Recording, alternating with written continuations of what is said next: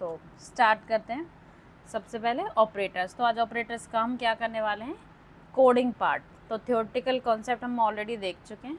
तो सबसे पहले हम क्या कॉन्सेप्ट देखते हैं, ऑपरेटर्स क्या होते हैं कि ये कोई ऑपरेशन परफॉर्म करते हैं, लाइक किसी दो वैल्यूज़ का हम सम करें, या हम टर्नरी ऑपरेटर्स का भी हम यूज़ कर सकते हैं। किसी वैल्यू को असाइन करें, लाइक हम कोई वैल्यू प्रोवाइड करा रहे हैं, वैल्यू चेक भी हम कर सकते हैं ट्रू फॉल्स के केसेस में। तो ऑपरेटर्स ऑपरेंड्स पर परफॉर्म होते हैं, लाइक ए बी, अगर हम सम कर रहे हैं तो दो वैल्यूज़ का सम है, एक ए की वैल्यू है, एक बी की वैल्यू है, तो दोनों को सम कर रहे हैं तो उस पर प्लस ऑपरेशन परफॉर्म होगा। तो इस तरीके से ऑपरेटर क्या होते हैं कि कुछ ऑपरेशन परफॉर्म करते हैं, और ये स्पेशल सिंबल है, इसे हम बोलते हैं। कुछ सिंबल ही तो है सारे, plus minus divide multiply, double equals to, not equals to, greater than, lesser than this symbols, dot, then ये लेस देन एंड डॉट्स। तो निल कोलाइजिंग ऑपरेटर क्या होता है, ये डबल क्वेश्चन मार्क। तो ये ऑल अबाउट सिंबल्स, ये सारे सिंबल्स होते हैं ऑपरेटर्स। तो वो किसी वैल्यू पर परफॉर्म करते हैं कोई ऑपरेशन, कोई वैल्यू को चेक भी कर रहे होते हैं कि is this equals to this और नॉट, मीन्स वो रिटर्न ट्रू फॉल्स करने वैल्यू अगर इक्वल है 10 की, इक्वालिटी ऑपरेटर परफॉर्म कर रहा है कि, और वो कुछ रिटर्न भी करा रहा है कि ट्रू है या कंडीशन या फॉल्स है। वैल्यू को चेंज कर रहे हैं हम, असाइनमेंट ऑपरेटर यूज़ करते हैं तो वैल्यू चेंज कर देते हैं। और हम सम एडिशन कर रहे हैं, मल्टीपल, ये सारे ऑपरेशन परफॉर्म कर रहे होते हैं, तो हम क्या करते हैं, हम वैल्यूज़ को कंबाइन कर रहे हैं। तो ऑपरेटर की जो डेफिनेशन भी हमने वीडियो में भी देखी थी वो यही थी कि an operator is a special symbol और phrase that you use to check, change and combine values. ठीक है, मल्टीपल वैल्यूज़ को हम कंबाइन कर सकते हैं, उसे चेंज कर सकते हैं किसी वैल्यू को, और हम चेक भी करते हैं वैल्यूज़ को।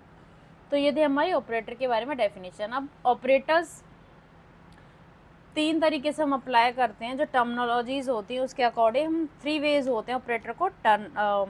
यूनरी ऑपरेटर्स, ठीक है, यूनरी होता है जहाँ एक वैल्यू पर हम कोई ऑपरेशन परफॉर्म करते हैं, जैसे होता है ना कि a minus and variable a equals to 10। तो यहाँ a माइनस का क्या मतलब है, एक ही यूनरी का मतलब होता है किसी एक वैल्यू पर ऑपरेशन को परफॉर्म करना। तो हमने a की वैल्यू को माइनस कर दिया है, तो यहाँ a की वैल्यू हो जाएगी -10, राइट। तो जहाँ ये वैल्यू सिंगल हो हमारे पास उसे कहते हैं हम यूनरी। उसके बाद आता है बाइनरी, जो हमने वीडियो में पढ़ा था। ये वो टर्मिनोलॉजीज है जो हम यूज़ करते हैं। अब a है, एक दूसरा वेरिएबल है b इक्वल्स टू 20।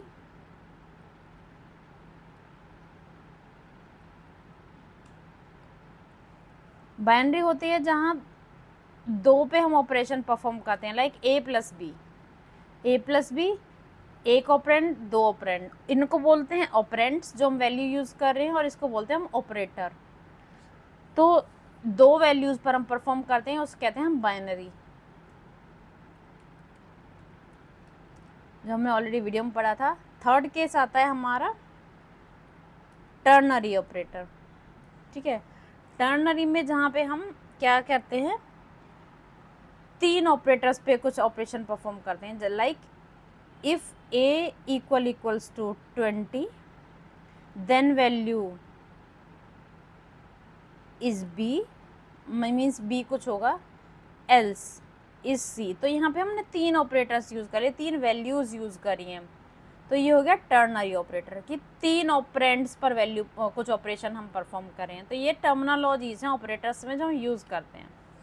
उसके बाद आता है ऑपरेटर के टाइप कौन कौन से होते हैं। फर्स्ट वाला होता है असाइनमेंट ऑपरेटर। एक्चुअली असाइनमेंट और ये इक्वलिटी जो ऑपरेटर्स है, ये एक तरीके के कंपैरिजन ऑपरेटर के अंदर आते हैं, बट फिर भी मैंने एक अलग तरीके से डिफाइन किया है असाइनमेंट ऑपरेटर, जहाँ पे हम क्या करते हैं, वैल्यू असाइन कराते हैं। ये कुछ रिटर्न नहीं कर रहा था, ये असाइनमेंट है ना, ये रिटर्न तो कुछ नहीं करा रहे, जस्ट क्या कर रहा है कि हम ये वैल्यू ये बी को असाइन करा रहे हैं, यहाँ रिटर्न कुछ नहीं हो रहा है। ठीक है, तो असाइनमेंट ऑपरेटर होता है हम वैल्यू को असाइन करवाते हैं, इसमें रिटर्न नहीं करता कोई वैल्यू। देन आता है इक्वालिटी ऑपरेटर, जो कंपैरिजन का पार्ट होता है, बट फिर भी ये हमने अलग से डिफाइन किया क्योंकि इसके कुछ रीजंस है। इक्वालिटी ऑपरेटर क्या होता है, ये हम चेक करते हैं कि दो वैल्यूज़ इक्वल हैं या नहीं है, कोई भी दो values. If a equals to b, तो ये क्या करेगा, अगर मैं कंडीशन लगाऊं if A is equals to B then print, कुछ भी प्रिंट करा देंगे हम, प्रिंट करा देंगे इक्वल।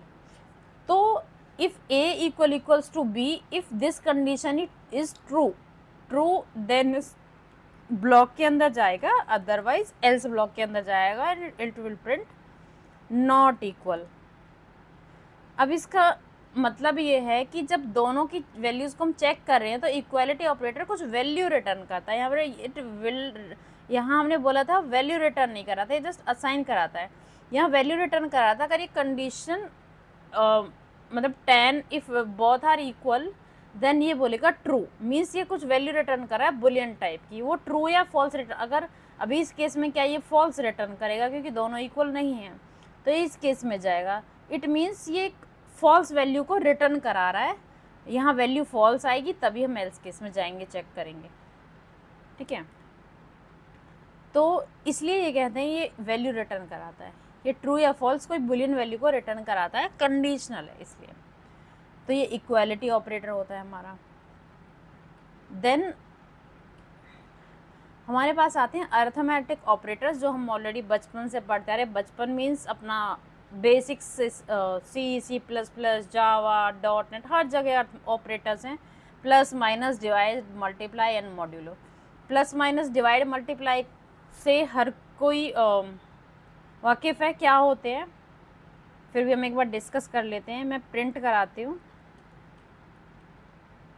ए एंड बी का, ए प्लस बी, राइट। तो ये है हमारा सम, तो ये है प्लस ऑपरेटर का काम। देन हम माइनस ऑपरेटर का काम, वो सब्सट्रैक्शन करता है दो वैल्यूज़ का। मल्टीप्लिकेशन, मल्टीप्लाई करता है दो वैल्यूज़ का। अब आती है डिवाइड की बात। अब डिवाइड का होता है डिवीज़न। अब डिवीज़न में दो पार्ट होते हैं, एक होता है रिमाइंडर, दूसरा होता है क्वोशंट। क्वेश्चन यहाँ आ जाता है। अब हमारे पास दो चीज़ें हैं, क्योंकि ये दोनों ही डिवीज़न का एक तरीके से पार्ट हैं, एक रिमाइंडर में आता है, एक क्वोशंट में आता है। अब हम डिवाइड कर रहे हैं, यहाँ पे हम करने वाले हैं, इसको कर देते हैं 55 और यहाँ कर देते हैं हम 2। अब रिवर्स करेंगे, ए डिवाइड बाई बी। अब बताओ जब 2 से 55 को डिवाइड करेंगे तो रिमाइंडर क्या आएगा, 2 2 ज़ा 4, 2 7 ज़ा 14 और 1 आएगा रिमाइंडर। तो यहाँ पे रिमाइंडर वाली वैल्यू आती है। और ये जो लेके आएगा, ये जो आएगा हमारा 27, 2 2 ज़ा 4, 2 7 ज़ा 14। तो ये दोनों में देखो वैल्यू क्या प्रिंट करने वाला है, 27 एंड 1 इज़ रिमाइंडर। तो इसे समझा, मॉड्यूलो क्या हमारा रिमाइंडर बताता है जब हम कोई, ये दोनों ही एक तरीके से डिवाइड का पार्ट है। हालांकि इसको बोला जाता है डिवीज़न और इसको बोला जाता है मॉड्यूलो या फिर रिमाइंडर। बट जब हम, जैसे हम डिवाइड मीन्स भाग बोलते हैं ना, कि भाग करना, 2 से 55 को भाग दे रहे हैं हिंदी में, तो वहाँ जो ऊपर आता है हमारा वो होता है हमारा ये वाला डिविजिबल, और ये होता है हमारा रिमाइंडर जो बचा। और इसको हम क्या कहते हैं कि 2 को 55 में से पार्टीशन करना एक तरीके से, कि 27 तक तो पार्टीशन हो जाता है, 27/54। अब बचा 1 उसके बाद, अब उस 1 में से 2 का डिवीज़न हो ही नहीं सकता, तो इसलिए वो रिमाइंडर कहलाता है, राइट। तो ये वो पार्ट है। ये यहाँ तक कोई डाउट?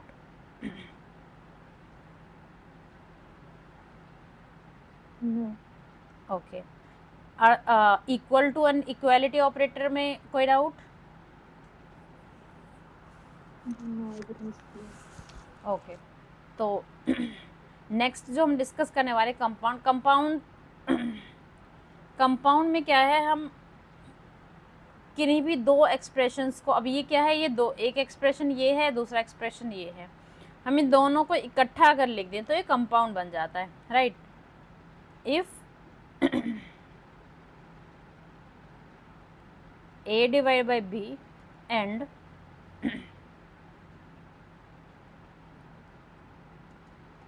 मीन्स कोई भी दो स्टेटमेंट हम ले लें या और 3 ले लें, हम यहाँ पे हम और का केस भी लगा लेते हैं। A not equals to B, तो जब एक से ज़्यादा स्टेटमेंट्स को हम एक से ज़्यादा एक्सप्रेशन को, एक एक्सप्रेशन ये हो गया, दूसरा एक्सप्रेशन ये हो गया, तीसरा ये हो गया, एक से ज़्यादा एक्सप्रेशन को हम एक साथ इकट्ठा करके लिख रहे हैं तो उसे हम बोलते हैं कंपाउंड। तो ये अंडरस्टूड हुआ। तो इस तरीके से हम कंडीशन अपनी यूज़ कर सकते हैं, इन्हें बोलते हैं कंपाउंड स्टेटमेंट। नेक्स्ट जो हमारे पास आता है, हम पढ़ने वाले हैं अब लॉजिकल ऑपरेटर्स को। पहले लॉजिकल में हमने पढ़ा एंड और not. If A equals to B और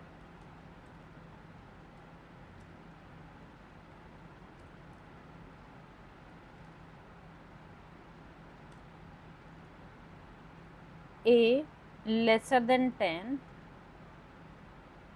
and b greater than 0, something like that.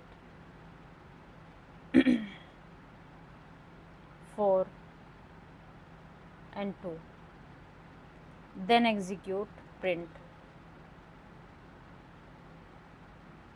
a।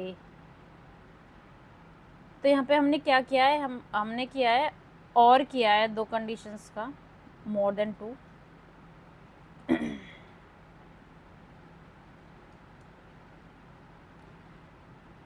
और भी किया और एंड भी किया, हमने लॉजिकल दोनों यूज़ किए हैं। ये दोनों कंडीशंस ट्रू होंगी। सबसे पहले a लेस देन 10 होना चाहिए एंड b ग्रेटर देन 0 होना चाहिए, जो कि हमारा ट्रू है। इस केस में अगर दोनों ट्रू हैं तो ही ये वैल्यू ट्रू होगी यहाँ से। And if a equals to b और a b के इक्वल है तो ये नहीं है, it means this is false. ये फॉल्स है, ये ट्रू है। तो इन और के केस में क्या होता है, कोई भी एक ट्रू हो तो वो इफ़ के अंदर जाएगा। ये चीज़ें क्लियर हैं क्योंकि ये डिजिटल इलेक्ट्रॉनिक्स में भी पढ़ी होंगी।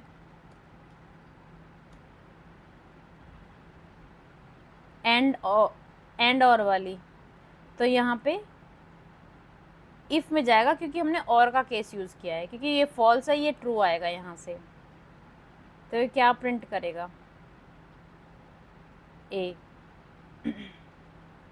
इज़ 4, अदरवाइज इसको बी प्रिंट करना था तो इसने ये किया। अब मैं यहाँ पे एंड की कंडीशन और लगाऊँ, क्योंकि ये तो फॉल्स है और ये ट्रू है, इन दोनों में से तो ये एल्स बी प्रिंट करना चाहिए, इसको 2 बी प्रिंट कर दिया। ये चीज़ अंडरस्टैंड हुई या मैं थोड़ा डिटेल में समझाऊँ?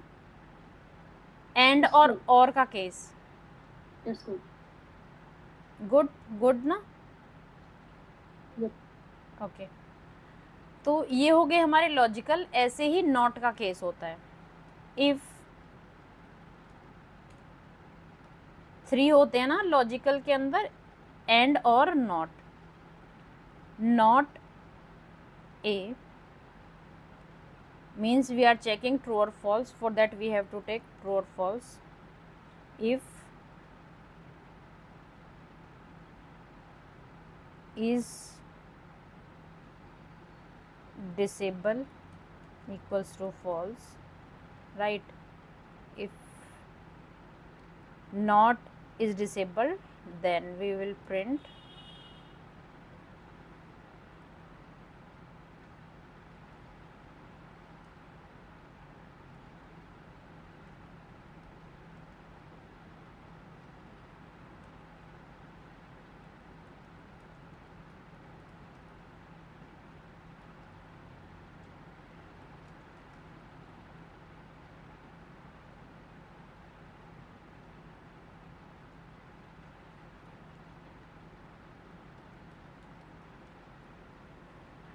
सो ये नॉट का केस है कि नॉट के केस में क्या होता है कि ट्रू होना चाहिए, डिसेबल्ड, तो इज डिसेबल्ड बिकॉज हम ऑलरेडी फॉल्स लिया है। और नॉट का केस होता है अगर ट्रू है तो उसे फॉल्स करना, फॉल्स है तो उसको ट्रू करना।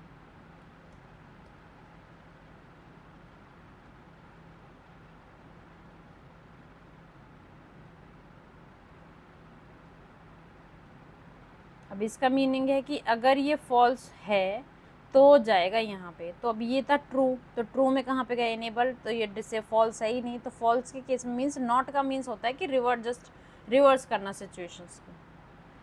तो ये वाला क्लियर है नॉट का केस?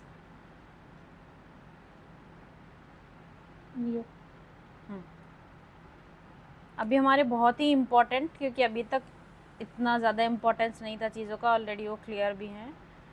अभी जो हमारा केस आता है वो आता है रेंज ऑपरेटर्स।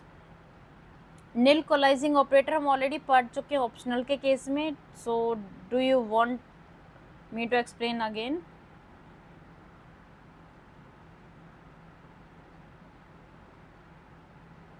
मैं कर देती हूँ फिर भी। Var number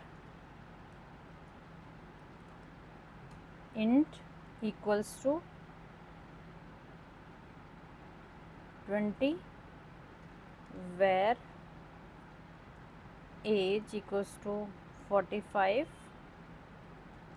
where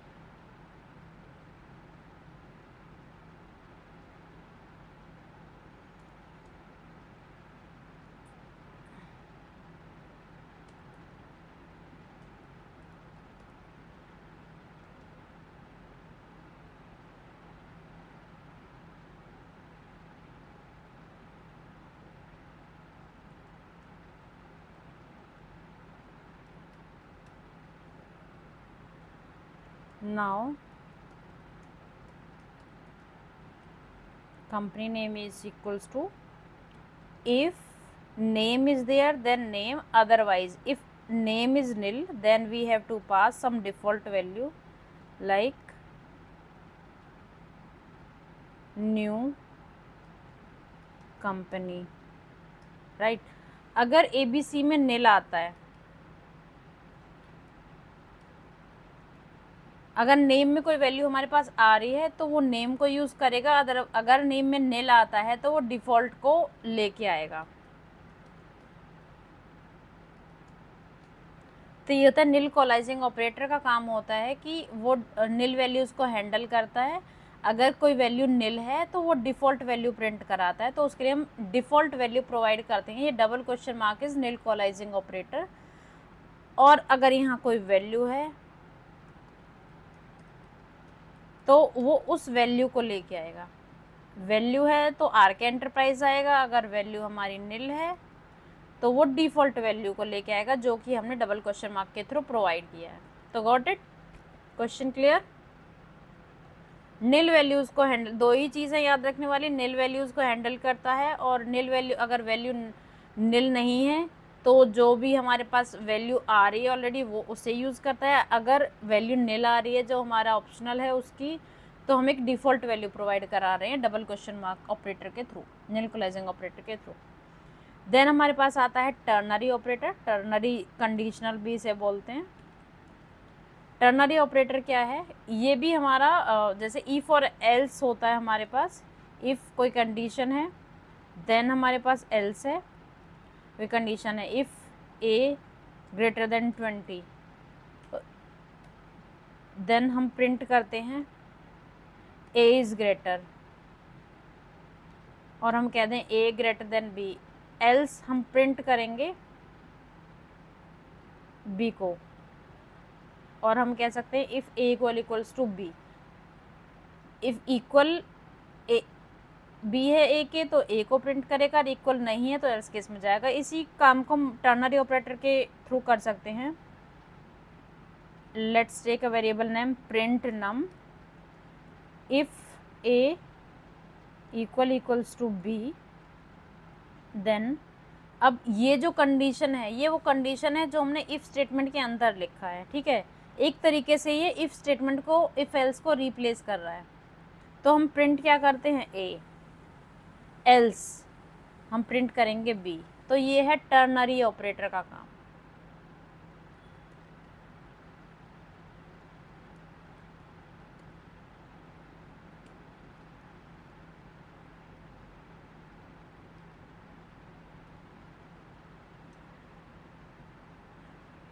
A equal to be नहीं है तो ये बी को प्रिंट करेगा टू, ए इक्वल टू नहीं है तो वो एल्स केस में जाएगा, यानी कि बी को प्रिंट करेगा टू।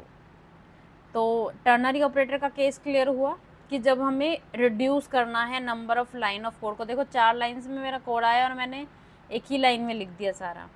तो ये कोड को रिड्यूस भी करता है और एल्स की स्टेटमेंट को ये रिप्लेस करता है। और ये अगर बहुत ज़्यादा इफ़ एल्स नहीं है तो हम इस स्टेटमेंट को हम एक सिंगल इफ एल्स को हम रिप्लेस कर सकते हैं इससे टर्नरी ऑपरेटर के थ्रू। तो ये हुआ टर्नरी ऑपरेटर का टास्क कंप्लीटेड। ये हमने एक्सप्लिसिट पैरेंथेसिस एवेल्युएशन हम ऑलरेडी कर चुके हैं। ये जो कंडीशन है हम पैरेंथेसिस के अंदर जो हम ये जो टास्क परफॉर्म कर रहे हैं ये पैरेंथेसिस है, मीन्स हम just more than one statement को कंबाइन कर रहे हैं पैरेंथेसिस के अंदर, तो उसे एक्सप्लिसिट पैरेंथेसिस एवेल्युएशन कहते हैं।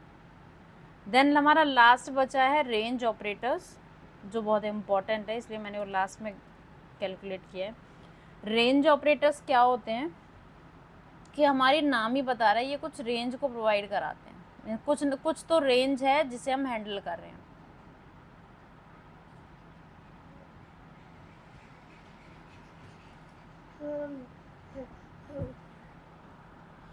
अब रेंज हमारी कितने टाइप्स की होती है? 3 टाइप की होती हैं। सबसे पहली रेंज आती है,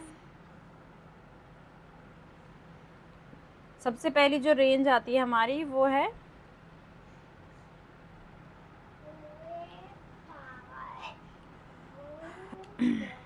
क्लोज रेंज, ये वाली।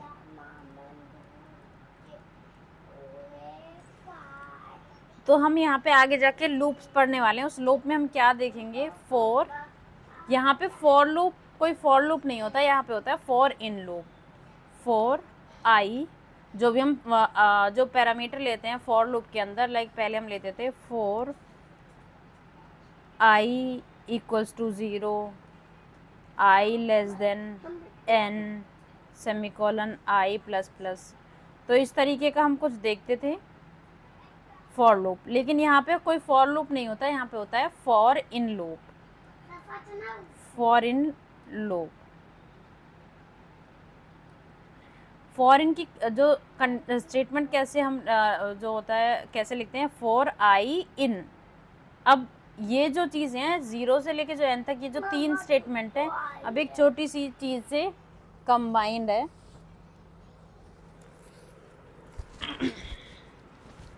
आई इन, अब जो वैल्यू है हम कैसे प्रोवाइड कराते हैं? 0 से स्टार्ट हो, कहाँ तक जाए? 5 तक जाए।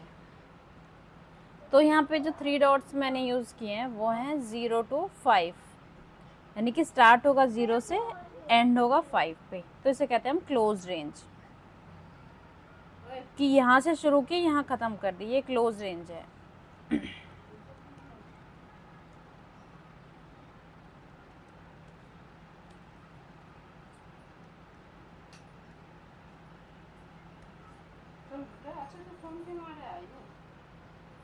तो यहाँ पे इसने देखो 0 to 5 प्रिंट कर दिया है। तो रेंज ऑपरेटर्स का यूज़ हम कहाँ करते हैं? लूप्स के अंदर।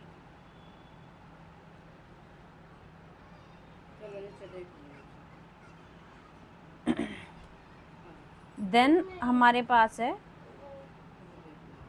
नेक्स्ट जो होता है वो होता है हाफ रेंज ऑपरेटर। अब रेंज क्या है कि ये एक कोई सीक्वेंस है, ठीक है, ये एक सीक्वेंस है, कोई रेंज है, एक इनिशियल रेंज है, इनिशियल पॉइंट है रेंज का, और एक एंडिंग पॉइंट है। मतलब वो कंप्लीटली एक क्लोज लूप में है, क्लोज है, लाइक 0 to 5 ये क्लोज है। अब उसके बाद एक दूसरा आता है, वो आता है हाफ रेंज, जिसमें रेंज कंप्लीट नहीं है, हाफ है, फुल्ली है मतलब बंद है पूरी। हाफ रेंज क्या होती है? एक साइड से तो ओपन है, दूसरी साइड से वो खुला है, मतलब आधा खुला है। इसका मतलब क्या होता है? इसका मतलब है कि आप एज्यूम करके चलो, एक हमारे पास a है, a की वैल्यू 0 है, दूसरी b है, b की वैल्यू 5 है, तो हम a to b सारा प्रिंट करेंगे, ठीक है। इससे पहले का मैं एक बार कर देती हूँ ताकि क्लियरिटी आए। तो ये एक a की वैल्यू है, ये एक b की वैल्यू, तो इसमें क्या है, एक इस रेंज के अंदर a और b दोनों इंक्लूडेड है। अब आप देखोगे कि यहाँ पे जो प्रिंट करेगा वो 0 से 5 तक, यानी कि a को भी इंक्लूड कर रहा है, b को भी। हाफ रेंज ऑपरेटर्स क्या होते हैं? ये a की वैल्यू है, ये b की वैल्यू, ये कहता है कि a की वैल्यू को तो इंक्लूड करता है लेकिन ये b की वैल्यू को इंक्लूड नहीं करता है। तो यहाँ प्रिंट क्या होना चाहिए?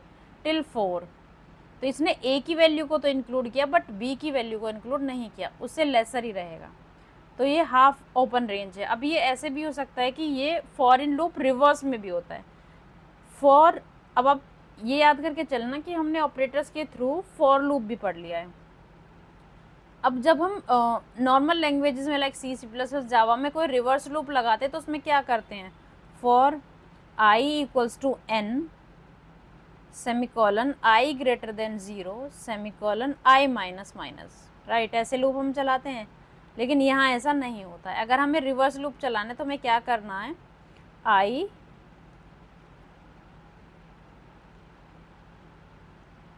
स्ट्राइड फ्रॉम आई इन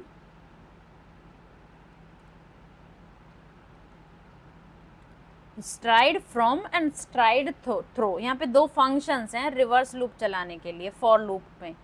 कभी ऐसा हो ना कि हमें 5 to 0 या 10 to 0 हमें रिवर्स का लूप चलाना है, तो ये दो फंक्शन, इन फंक्शन में देखो क्या है, from strideable to strideable by comparable and sign numeric.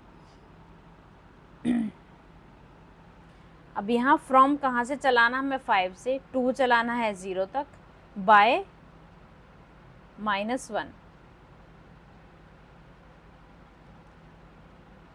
Print I. तो अभी कहाँ से चलाया इसने, 5 से लूप चलाया, 0 2 तक चलाया। अब ये वाला जो केस है ना, ये अब यहाँ पे देखोगे, यहाँ पे 0 प्रिंट नहीं हुआ है, यहाँ पे 5 to 1 हुआ है। ये वही केस है जो यहाँ पे हाफ रेंज का केस है, कि यहाँ पे 2 का केस इंक्लूड नहीं करेगा। अब मैं यहाँ थ्रो अगर मैं लगा दूँ तो ये 0 को भी इंक्लूड कर लेगा। थ्रो मीन्स ये इसको भी ले, थ्रो आउट, कहते ना कि the air is passing through the pipeline, कि हवा उसके अंदर से पास हो रही है, ऐसे थ्रू मीन्स इसको भी इंक्लूड करे, यानी कि ये वाला केस हो जाएगा क्लोज्ड रेंज का।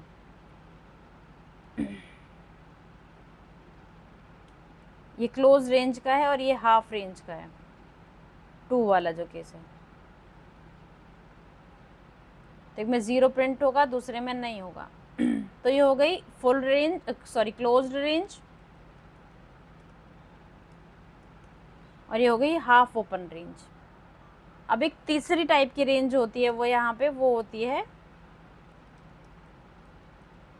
One side range. अब वन साइड रेंज क्या होता है, कि जो एक डायरेक्शन में चलती है, मतलब एक तरफ से हमारे पास डायरेक्शन होती है, दूसरे में एक पॉइंट होता है हमारे पास, दूसरा कोई पॉइंट ही नहीं होता है, कोई क्लोजिंग पॉइंट नहीं होता है, कहने का मतलब ये है।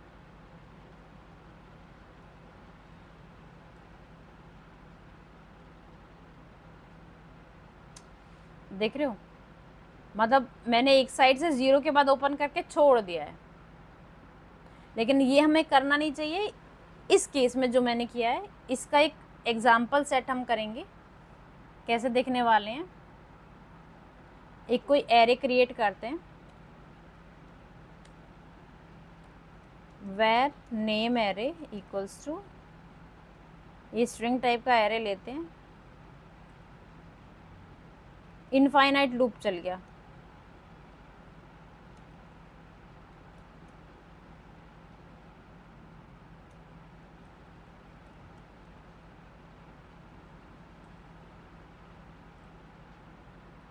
और मैंने क्या किया है, names in name dot count,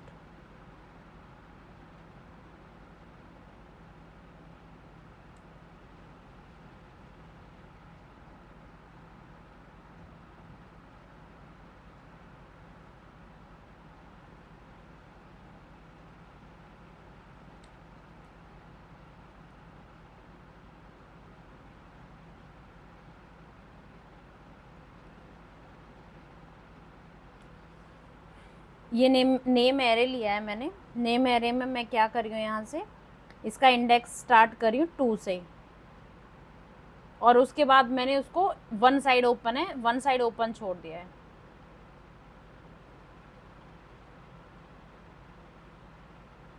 तो यहाँ पे क्या होगा, ये 2 से स्टार्ट होगा, 0 1 2, और उसके बाद क्योंकि कुछ था नहीं तो उसने प्रिंट नहीं किया है, तो यहाँ पे मैं अगर स्टार्ट करूँ 1, इंडेक्स 1 से स्टार्ट होगा और ये आखिरी तक जाएगा, तो ये आखिरी के दोनों को प्रिंट करेगा। मैं इनको फिर से कुछ एक बड़ा एरे क्रिएट कर देती हूँ।